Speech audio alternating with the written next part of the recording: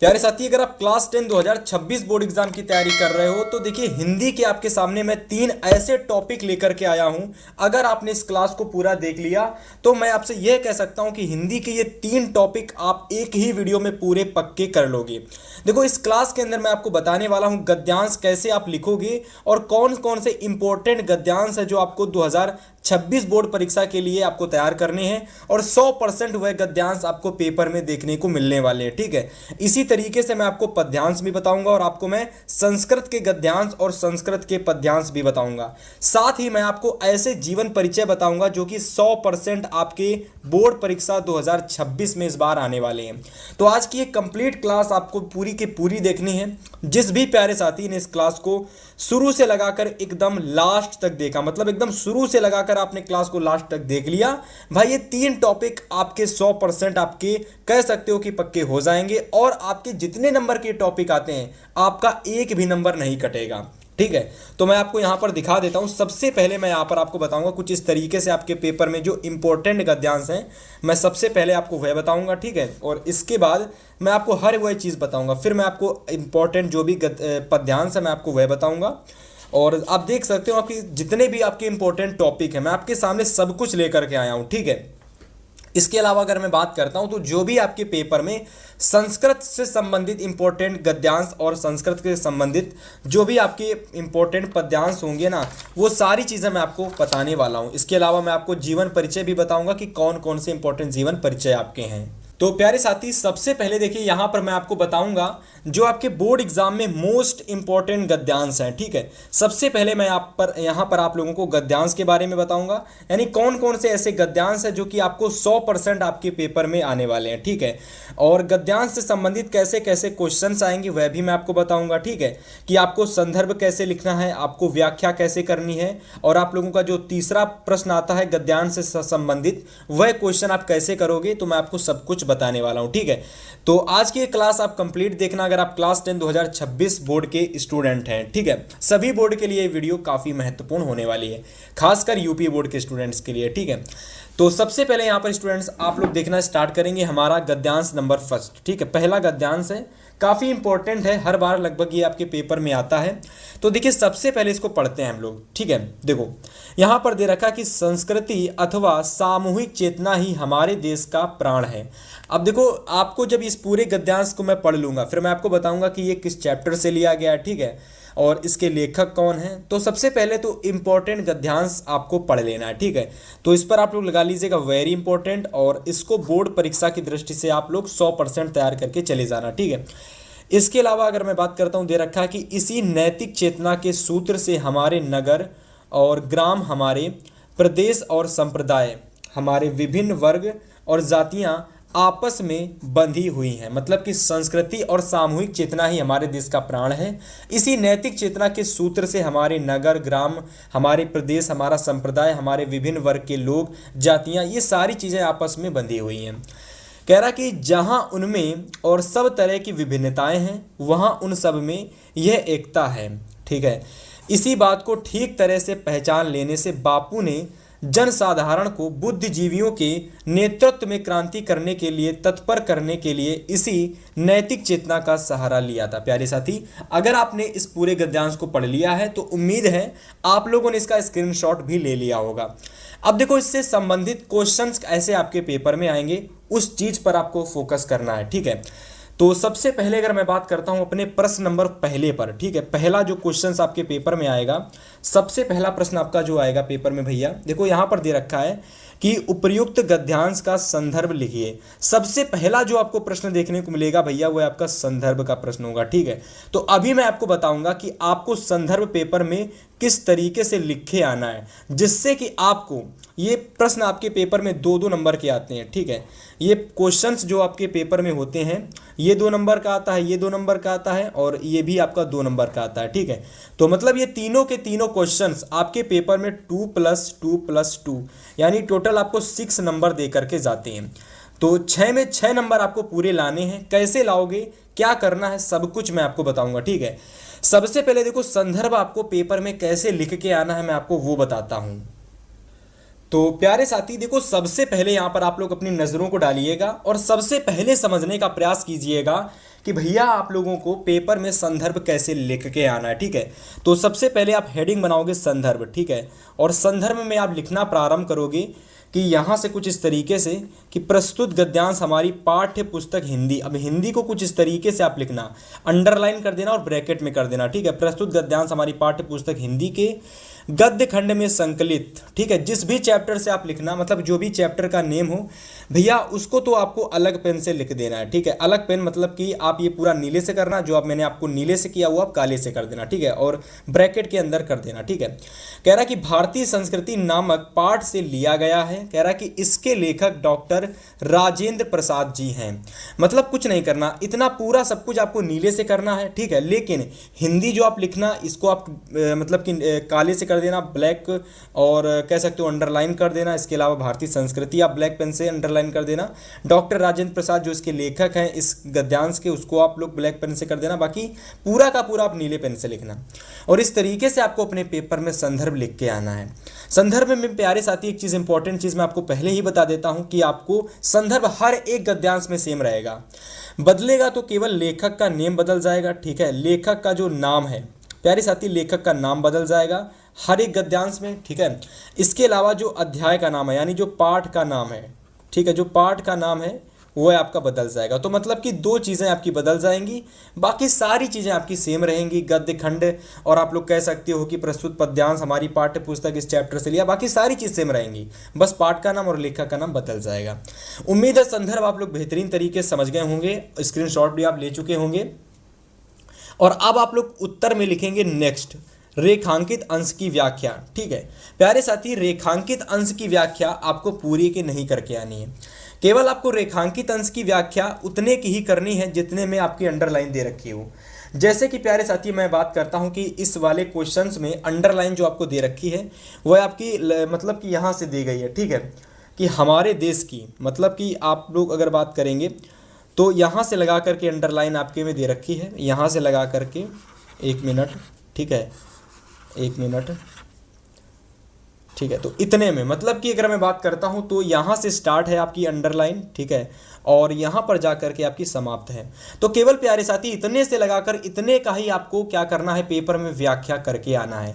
मतलब कि जितने में आपकी अंडरलाइन दे रखी हो उतने की ही आपको व्याख्या करनी है, जितने में रेखांकित अंश दिया हो उतने की ही आपको व्याख्या पेपर में करके आनी है। तो प्यारे साथी यहाँ से अगर मैं बात करता हूँ तो आप व्याख्या लिखना प्रारंभ करेंगे कि हमारे देश की संस्कृति ही देश की प्राण शक्ति है, यही सामूहिक चेतना है, यही नैतिक चेतना है, और कह सकते हो कि इसी के बल पर ग्राम, नगर, संप्रदाय, वर्ग, जातियां एवं अन्य विविधताएं, ठीक है, आपस में बंधी हैं। देखो आप लोग एक चीज समझ लेना, सबसे पहली बात क्या होती है, जो गद्यांश होता है इसमें आप जरूरी नहीं कि आपको व्याख्या आती हो, आपको क्या करना है कि अपने शब्दों में थोड़ा सा बढ़ा चढ़ा कर लिख देना। जैसे कि हमारे देश का प्राण क्या, तो आप लिख सकते हो कि हमारा देश भारत है, और हमारे देश का प्राण क्या है, हमारे देश का प्राण है नैतिक चेतना। मतलब कि आपस में एक दूसरे से अच्छा व्यवहार करना, एक दूसरे से अच्छे से बोलना, और इसी चीज़ से हमारे नगर, हमारे ग्राम, हमारे प्रदेश, संप्रदाय सब आपस में जुड़े हुए हैं। हमारे में विभिन्न वर्ग हैं और जातियाँ हैं, लेकिन एक दूसरे से सारे लोग जुड़े हुए हैं, ठीक है, और यही चीज़ हम सभी लोगों को एक बनाती है। तो मतलब ये चीज तो मैंने अपने मन से बना दी ना, तो वही कंडीशन है कि अगर आप लोग व्याख्या नहीं तैयार करके जाते कोई बात नहीं है, पर अगर आपने इन चीजों को एक बार समझ लिया तो आप अपने शब्दों में बना करके गद्यांश की रेखांकित अंश की व्याख्या करके आना, ठीक है, और उसमें भी आपको पूरे के पूरे नंबर मिलेंगे, ठीक है। अगर मैं इसके बाद बात करता हूं अगले प्रश्न की, तो अगला प्रश्न प्यारे साथी यहां पर हमसे कह रहा है कि लेखक ने भारतीय संस्कृति के किस तत्व पर विशेष बल दिया है। तो अगर मैं बात करता हूं लेखक ने, देखो इस क्वेश्चन का आंसर भी आपको इसी पैसेज से मिल जाएगा। देखो क्या कह रहा है कि लेखक ने भारतीय संस्कृति के किस तत्व पर विशेष बल दिया है। तो अगर आप इस पूरे गद्यांश को पढ़ोगे तो आपको पता चलेगा कि लेखक ने भारतीय संस्कृति की सामूहिक चेतना पर बल दिया है। किस पर बल दिया है, तो भारतीय संस्कृति की जो एकता है, और जो कह सकते हो कि हमारे देश के नगर निगम जो संप्रदाय हैं, इन सभी पर क्या कह सकते हो कि आपस में क्या कह सकते हो कि इन सभी चीज़ों ने बल दिया है, क्योंकि ये सारी चीज़ें होती हैं जो एक कह सकते हो कि हमें आपस में बांधे रखती हैं। तो देखो यहाँ पर आप लोग कह सकते हो लेखक ने भारतीय संस्कृति के किस तत्व पर विशेष बल दिया है। तो आंसर में आप इस तरीके से लिख सकते हो कि भारतीय संस्कृति की एकता और उसके बल पर ही हमारे नगर और हमारे प्रदेश और संप्रदाय, हमारे विभिन्न वर्ग और जातियां आपस में बंधी हुई हैं, और इसी पर कह सकते हो कि लेखक ने जोर दिया है या फिर बल दिया है। ठीक है, उम्मीद करता हूं कि भैया इस तरीके से पहला गद्यांश आपको समझ में आ गया होगा।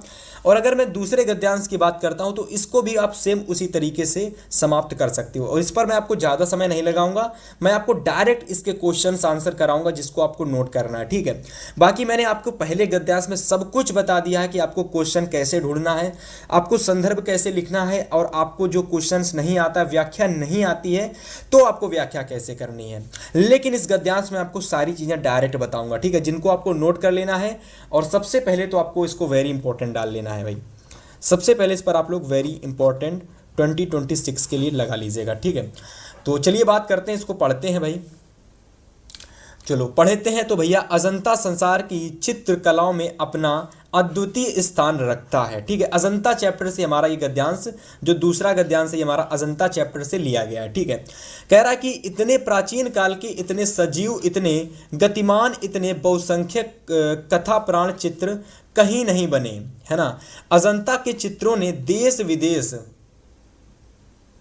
विदेश सर्वत्र की चित्रकला को प्रभावित किया। उसका प्रभाव पूर्व के देशों की कला पर तो पड़ा ही, ठीक है, पड़ा ही, मध्य पश्चिमी एशिया भी उसके कलाकार प्रभाव से वंचित, ठीक है, वंचित ना रह सका। ठीक है, तो इस तरीके से कह सकते हो अजंता चैप्टर से जो गद्यांश ये लिया है मैंने, बहुत महत्वपूर्ण गद्यांश है। मैं भी आपको जो भी मैं गद्यांश कराता हूं उसको मैं आपको करने का तरीका भी मैं बताता हूं। ठीक है, तो इस गद्यांश में भी आप संदर्भ जो लिखेंगे उसमें लेखक का नाम और पाठ का नाम आपको बदल जाएगा। तो संदर्भ में देखिए कैसे आप लिखोगे, सेम वही रहने वाला है कि प्रस्तुत गद्यांश हमारी पाठ्य पुस्तक हिंदी के गद्य खंड में संकलित, चैप्टर का नेम बदल गया भैया, अजंता आ गया है। कह रहा कि अजंता नामक पाठ से लिया गया है, और कह रहा कि इसके जो लेखक है प्यारे साथी वह डॉक्टर भगवत शरण उपाध्याय हैं। प्यारे साथी देखिए जो भी आपका संदर्भ है वो सेम टू सेम वही रहेगा हर एक गद्यांश में, पर अजंता मतलब जो चैप्टर का नेम है वह बदल जाएगा, और जो लेखक का नेम है प्यारे साथी आपका वह बदल जाएगा। बस इतना सा आपको करना है, बस दो चीजें चेंज करनी है, संदर्भ आपका सेम टू सेम वही रहेगा, है ना। और चलो बात करते हैं इसके रेखांकित अंश की व्याख्या के बारे में। ठीक है, तो केवल उतने की ही आपको व्याख्या करनी है जितने की व्याख्या अंडरलाइन दे रखी हो। ठीक है, तो आपको यहां से देखिए पढ़ना स्टार्ट करना है, पूरी व्याख्या जल्दी से स्क्रीनशॉट ले लो सबसे पहले, तो फिर मैं आपको इसको पढ़ के बताता हूं।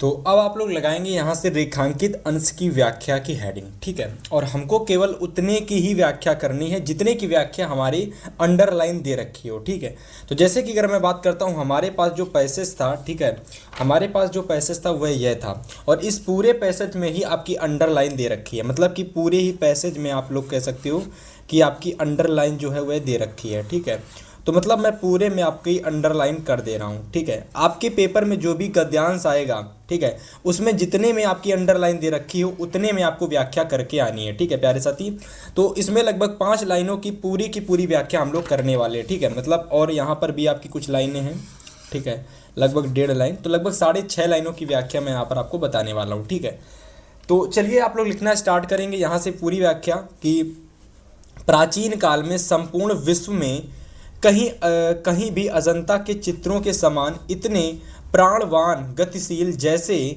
बहुत अधिक संख्या में चित्रकथाएं कहीं नहीं बनी प्राप्त होती हैं।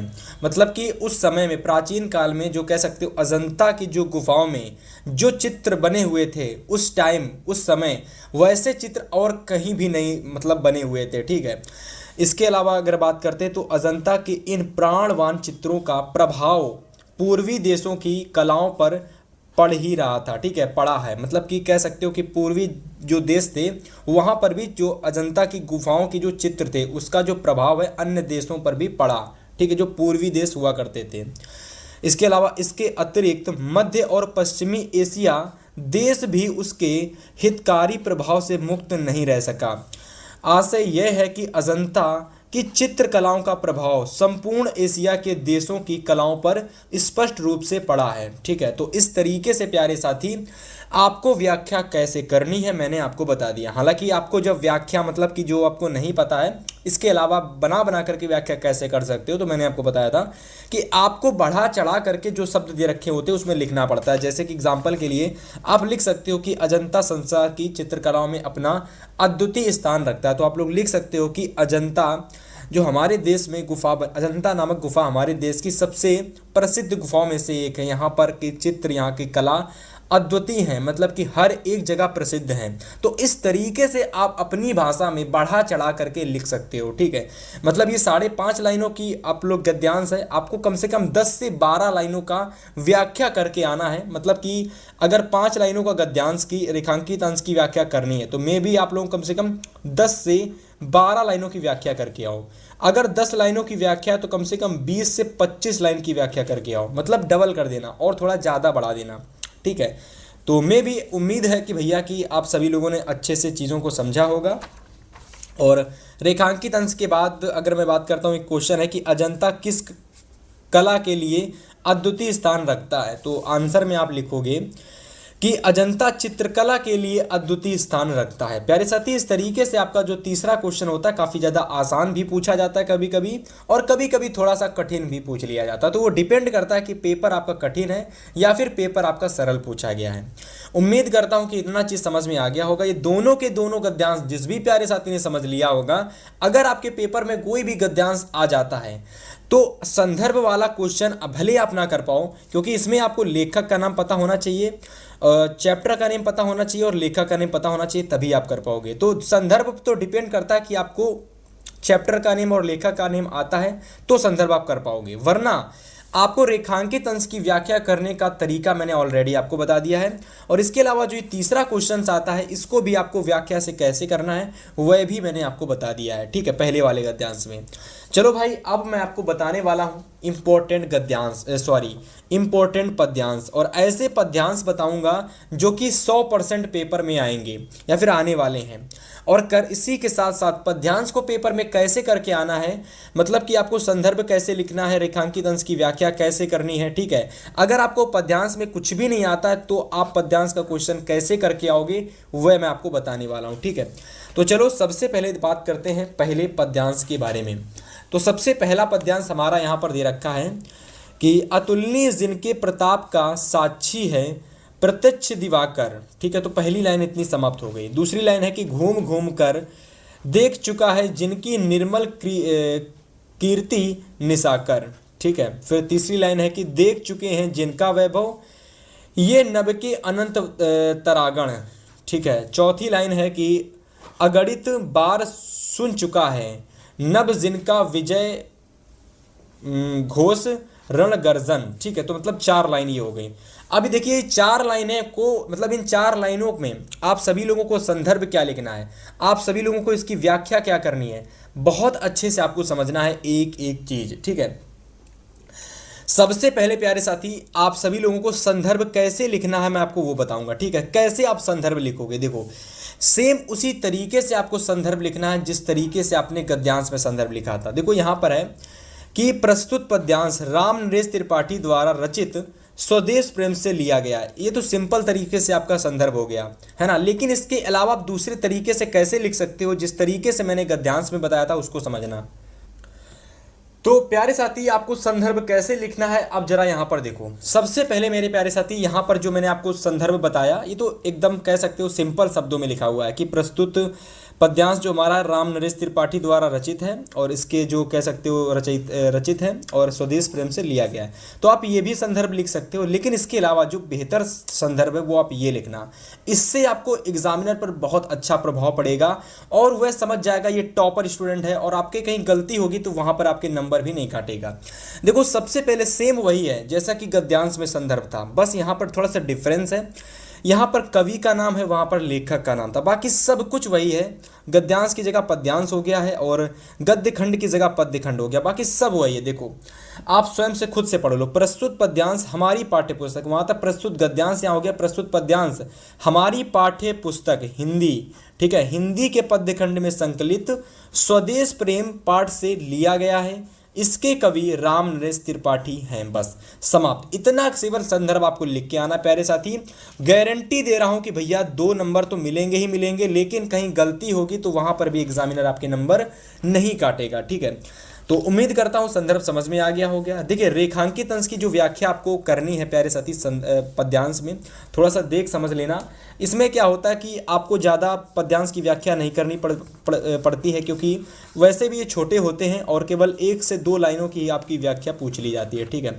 मतलब अगर मैं बात करता हूँ इन दोनों लाइनों की व्याख्या, तो जैसे कि यहाँ पर अगर आप देखोगे तो देखिए व्याख्या दे रखी है कि आकाश के नक्षत्र भारत के अतुल वैभव के साक्षी हैं और गरजती हुई लहरों द्वारा समुद्र इसके जय घोष सुनने का साक्षी है। बस इतना व्याख्या आपको कर देना प्यारे साथी। अगर आप इसको पढ़ोगे पद्यांश को तो दे रखा है कि अतुलनीय जिनके प्रताप का साक्षी है प्रत्यक्ष दिवाकर, घूम घूम कर देख चुका है जिनकी निर्मल कृति निशाकर। तो बस इतना ही आपको व्याख्या करना है कि आकाश के नक्षत्र भारत के अतुल वैभव के साक्षी हैं और गरजती हुई लहरों द्वारा समुद्र इसके जय घोष सुनने का साक्षी है। थोड़ा सा कह सकते हो कि भाषा थोड़ी सी कठिन है, पर कोई दिक्कत नहीं, आपको इस पद्यांश को देख लेना है और इसकी व्याख्या को एकदम अच्छे से तैयार कर लेना है। लास्ट क्वेश्चन पूछा गया कि उपर्युक्त पद्यांश में किसकी महिमा का वर्णन किया गया है, तो आप आंसर यहाँ से दोगे कि उपर्युक्त पद्यांश में भारत की महिमा का वर्णन किया गया है, ठीक है। उम्मीद करता हूँ पद्यांश समझ में आ गया होगा।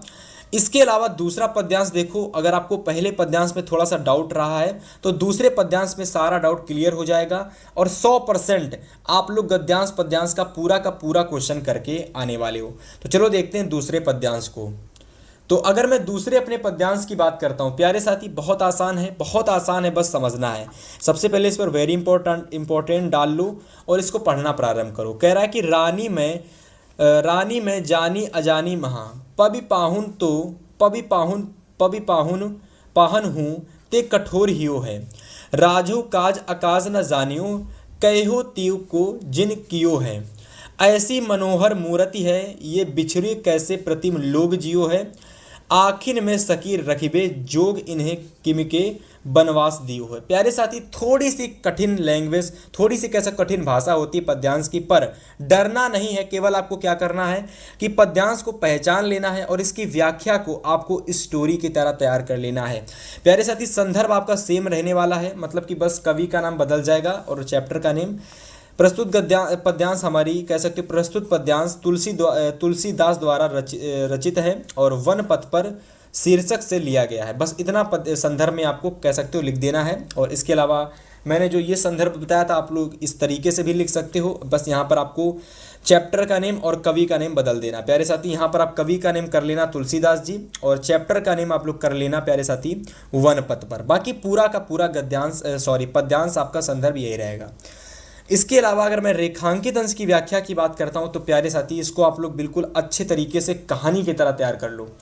देखो यहाँ से तैयार करना स्टार्ट करो कि राम लक्ष्मण और सीता जब वन पथ पर आगे बढ़ रहे हैं, उन्हें देखकर गांव के नर नारी आपस में बात कर रहे हैं, ठीक है। जब वो लोग वन की ओर जा रहे होते हैं, ठीक है, महल से उनको निकाल दिया जाता है, तो जब महल से निकल कर वो वन की ओर जा रहे होते तो गांव के लोग आपस में बात कर रहे होते हैं कि ऐसी मन को हरण करने वाली मूर्तियों के बिछड़ जाने पर पता नहीं इनके प्रेमी कैसे जीवित रहेंगे।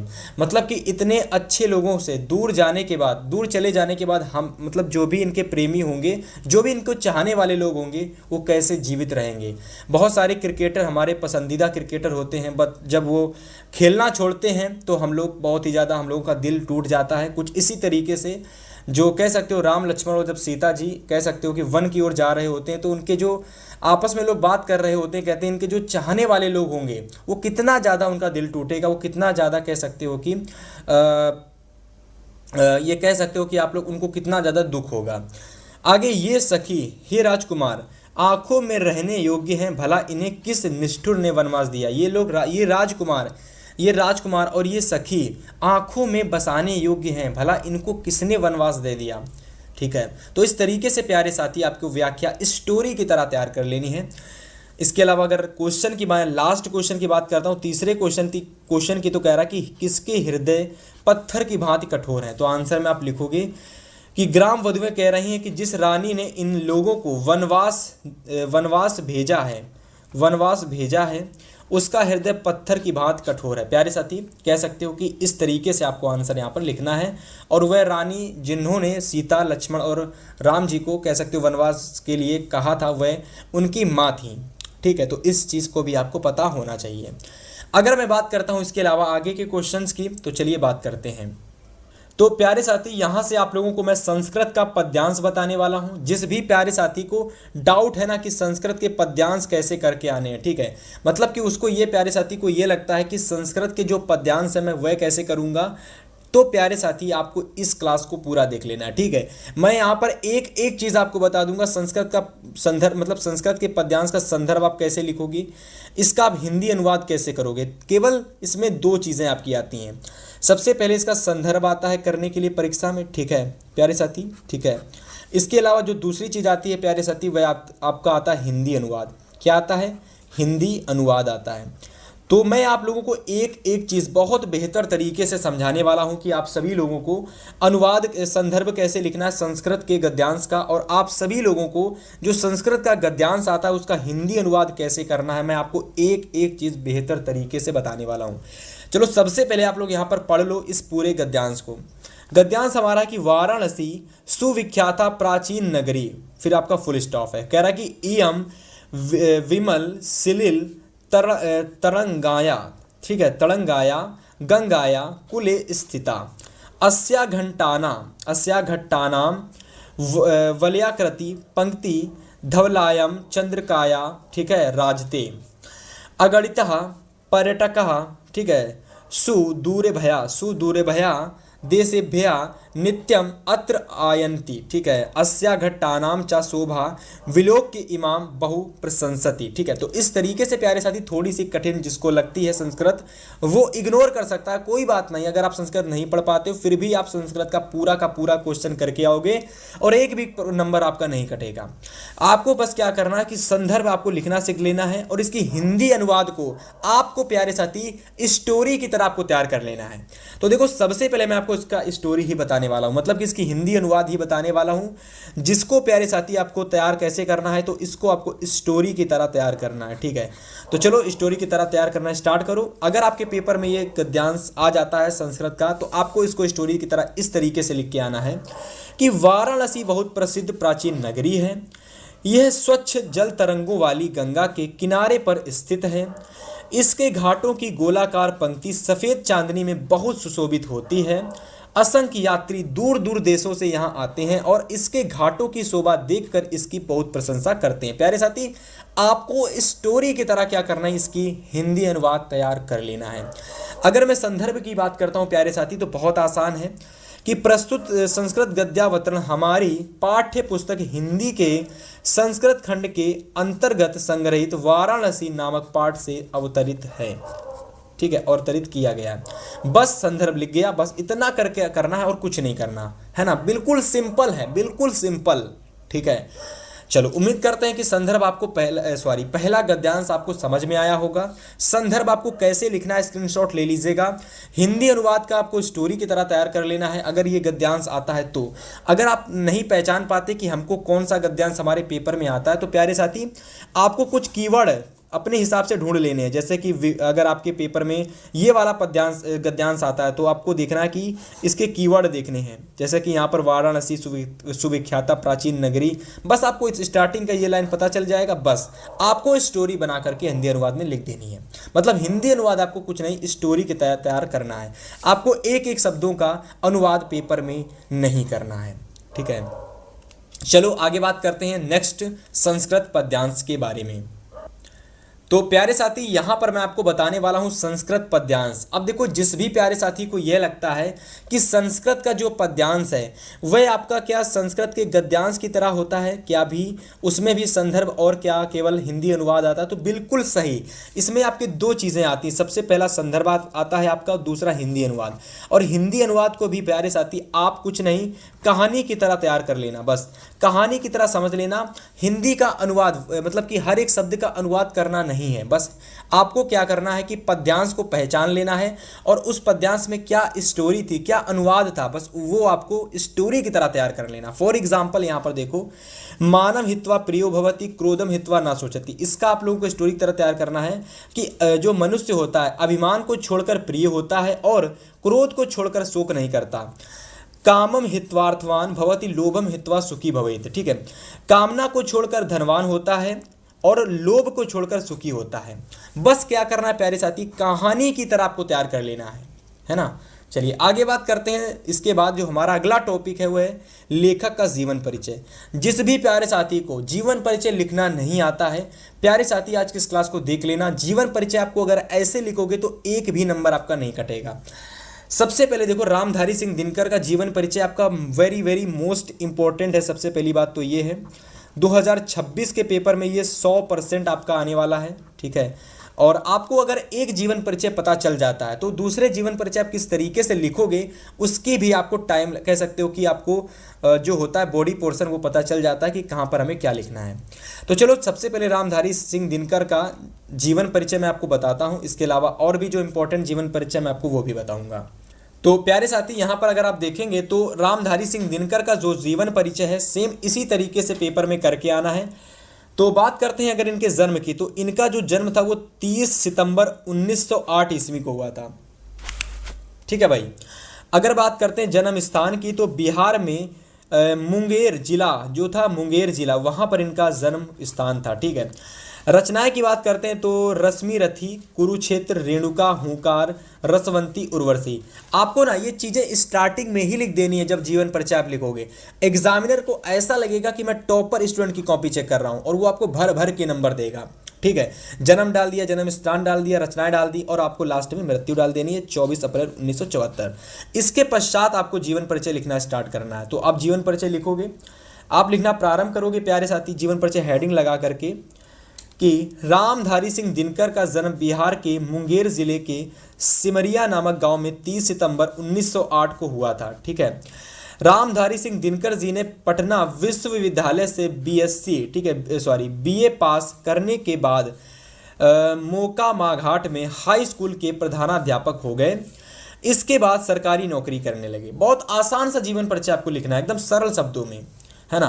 1952 ईस्वी में रामधारी सिंह दिनकर भारतीय संसद के सदस्य हो गए। कुछ समय के लिए रामधारी सिंह दिनकर भागलपुर विश्वविद्यालय के कुलपति भी रहे और 1973 ईस्वी में रामधारी सिंह दिनकर को उर्वशी रचना पर भारतीय ज्ञानपीठ पुरस्कार प्राप्त हुआ। 1959 में भारत सरकार ने इन्हें पद्म भूषण की उपाधि से सम्मानित किया और 24 अप्रैल 1974 ईस्वी को इनकी मृत्यु हो गई।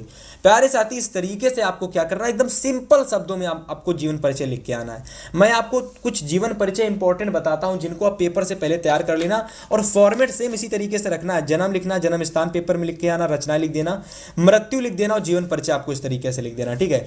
इसके अलावा लास्ट में आप जिस तरीके से आपने जीवन परिचय की हेडिंग बनाई है सेम इसी तरीके से आप रचनाओं की भी लास्ट में हेडिंग बना लेना और उसमें यही रचना आप लिख देना लास्ट में भी, कि आपको बस इस तरीके से लिखना है कि रामधारी सिंह दिनकर की प्रमुख रचनाएं निम्नलिखित हैं, जिसमें आप लोग स्टार्टिंग में जो रचनाएं लिखोगे वही रचनाएं आपको लास्ट में भी लिख देनी है। इसके अलावा स्टूडेंट अगर मैं बात करता हूं कि महत्वपूर्ण जीवन परिचय कौन कौन से हैं, प्यारे साथी आपको लेखक के जीवन परिचय में, आपको भैया लेखक के जीवन परिचय में आचार्य रामचंद्र शुक्ल, जयशंकर प्रसाद और रामधारी सिंह दिनकर, बस 3 के आपको तैयार कर लेने हैं। जीवन परिचय इससे बाहर आपके पेपर में नहीं आने वाला। इसके अलावा अगर मैं कवि के जीवन परिचय की बात करता हूं प्यारे साथी, तो कवियों का जीवन परिचय भी सेम इसी तरीके से आपको लिखना है। तो मैं यहाँ पर आपको राम नरेश त्रिपाठी का जीवन परिचय बताता हूँ कैसे आपको लिखना है, ठीक है। इसी तरीके से अगर मैं इंपॉर्टेंट कवियों के जीवन परिचय की बात करता हूँ तो देखो सूरदास जी का इंपॉर्टेंट है, ठीक है, सूरदास जी का तैयार कर लेना, ठीक है। तुलसीदास जी का तैयार कर लेना, ठीक है, एक तो ये राम नरेश त्रिपाठी का इंपॉर्टेंट है ही। इसके अलावा महादेवी वर्मा का, मतलब 4 आपको इसमें तैयार करने, कवियों में आपको 4 तैयार करने, राम नरेश त्रिपाठी, सूरदास, तुलसीदास और आप लोगों को महादेवी वर्मा। और फॉर्मेट क्या रहेगा, कैसे लिखना है वो जरा समझ लो। देखो सबसे पहले प्यारे साथी आपको जन्म डाल देना, 4 मार्च 1881 को राम नरेश त्रिपाठी का जन्म हुआ था। इनके पिताजी का नाम था पंडित रामदत्त त्रिपाठी, ठीक है, तो पंडित आप इस तरीके से लिख सकते हो, पंडित रामदत्त त्रिपाठी। आगे जन्म और जन्म स्थान लिखोगे, तो प्यारे साथी जन्म स्थान आप लिखोगे कि जौनपुर कोरईपुर, ठीक है, कोरईपुर उत्तर प्रदेश में इनका जन्म स्थान था, ठीक है। रचना की अगर मैं बात करता हूं तो मिलन, पथिक, मानसी इनकी रचनाएं हो जाती हैं, 3 आप रचना लिख देना। मृत्यु इनकी 16 जनवरी 1962 ईस्वी को हुई थी। प्यारे साथी अब आपको जीवन परिचय कैसे लिखना है, देखो समझो, आपको हेडिंग लगानी, जीवन परिचय लिखना प्रारंभ करोगे कि हिंदी के कवि राम नरेश त्रिपाठी का जन्म 4 मार्च 1881 ईस्वी को जौनपुर जिले के कोरईपुर नामक गांव में हुआ था, ठीक है। इनके पिता पंडित रामदत्त त्रिपाठी थे। राम नरेश त्रिपाठी ने 9वीं तक ही पढ़ाई की, लेकिन इन्होंने घर पर ही हिंदी, उर्दू, संस्कृत, अंग्रेजी का गहन अध्ययन किया, है ना। इसके अलावा राम नरेश त्रिपाठी गांधी के जीवन और कार्यों से अधिक प्रभावित थे, है ना। राम नरेश त्रिपाठी ने सावधानियत, ठीक है, साविधनता, ठीक है, साविधनता संग्राम, ठीक, कुछ एक संग्राम था, साविधनता संग्राम, तो उसमें ये जुड़े थे और किसान आंदोलन में भाग लिया, उसमें ये जुड़े इस संग्राम में, और इन्होंने किसान आंदोलन में भाग लिया और कई बार जेल भी गए थे ये इसी चक्कर में, ठीक है। आगे राम नरेश त्रिपाठी का जो निधन था प्यारे साथी 16 जनवरी 1962 ईस्वी को हो गया। प्यारे साथी इतना ही आपको जीवन परिचय में लिख के आना है, ज़्यादा आपको लंबा चौड़ा बना के नहीं लिखना है अपने मन से, सिंपल शब्दों में लिखो। एग्जामिनर बस स्टार्टिंग की चीज़ें देखेगा, जन्म देखेगा, जन्म स्थान देखेगा, पिता का नाम देखेगा, रचना और मृत्यु देख के बस इतने में ही आपको खुश हो जाएगा और आपको भर भर के नंबर दे देगा। अलग इसके अलावा जैसे मैंने अभी आपको बताया था कि आपको लास्ट में जीवन परिचय की तरह रचनाएं की एक हेडिंग बनानी है और उसमें लिखने है आपको कुछ अलग से रचनाएं। आप यहाँ से थोड़ा सा और बेहतर तरीके से लिख सकते हो कि राम नरेश त्रिपाठी की प्रमुख रचनाएं निम्नलिखित हैं, जैसे शिवा बावनी हो गई, कौमुदी होगी, कविता होगी, और इस तरीके से लास्ट में आप आदि लगा देना तो आपका पूरा रचनाएं भी कंप्लीट हो जाएंगी। और इस तरीके से प्यारे साथी आप लोग जीवन परिचय पेपर में करके आओगे। उम्मीद है कि ये 3 महत्वपूर्ण टॉपिकों को अब आप बोर्ड एग्जाम से पहले एकदम बेहतर तरीके से आपके तैयार हो गए होंगे। आपका गद्यांश हो गया, हिंदी का पद्यांश हो गया, संस्कृत का गद्यांश और संस्कृत का पद्यांश, जीवन परिचय, मतलब कि ऑल टोटल ये 3 महत्वपूर्ण टॉपिक जो मैंने आज की इस क्लास के अंदर कराए, अगर आपने अच्छे तरीके से तैयार कर लिए भैया, एक भी नंबर आपका इन सभी टॉपिक में नहीं कटेगा। और जिस भी टॉपिक पर आपको वीडियो चाहिए है, चैनल को सब्सक्राइब करके रख लेना, कमेंट कर देना जिस भी टॉपिक पर वीडियो चाहिए, नेक्स्ट मैं उस टॉपिक पर वीडियो लेकर के आऊंगा। लेकिन इस वीडियो को कम से कम आपको 1000 लाइक तक पहुंचा देना है, ठीक है। अगर आप 1000 लाइक तक पहुंचा देंगे, नेक्स्ट वीडियो जिस भी आप टॉपिक पर कमेंट करेंगे उस टॉपिक पर आपकी वीडियो आ जाएगी। हम आपसे मिलेंगे एक और बेहतर इंपॉर्टेंट वीडियो के साथ, तब तक के लिए गुड बाय, गुड लक।